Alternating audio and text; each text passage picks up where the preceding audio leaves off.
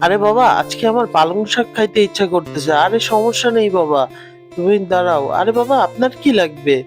আরে ভাই সাহেব, আপনার ইসে তো অনেক পালং শাক হয়েছে, আমাকে কিছু দিবেন? আচ্ছা বাবা, তুমি ওনাকেই দাও, আমাকে আর দেওয়া লাগবে না। আচ্ছা আপা, এই নেন, আপনাকে পালং শাক দিতেছি। আরে অনেকগুলা দিলেন তো, এটা দিয়ে আজকের একবেলা রান্না আমার হয়ে যাবে।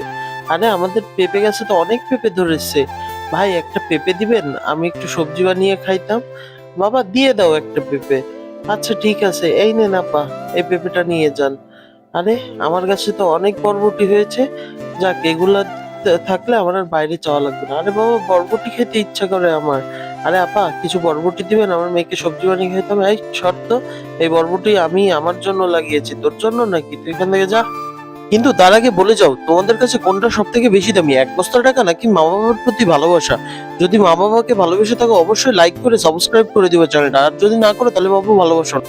আরে এটা কেমন হইলো? আমি ওকে এত কিছু দিলাম। আরে বাবা, তুমি ওর কথায় মন খারাপ করে না, যাও। আল্লাহ তোমার জন্য ভালো কিছু রেখেছে হয়তো। আরে তাড়াতাড়ি বাসায় যেতে হবে। হাই হাই, আমার বরবটি গুলো তো নিচে পড়ে গেল। আরে তোমার নসিবে ছিল না, তুমি আর দিয়ে কি করবা? যাও তো এখান থেকে। না বাবা, পানির পিপাসা লাগেছে, একটু পানি খাওয়াবা? আচ্ছা তুমি এখানে দাঁড়াও, আমি পানি কূপ থেকে পানি উঠাই, পানিটা ফেলাই তাড়াতাড়ি। হাই হাই, এটাই তো বরবটি। বাবা দেখো, আমরা কূপে বরবটি পেয়েছি, কি মজা।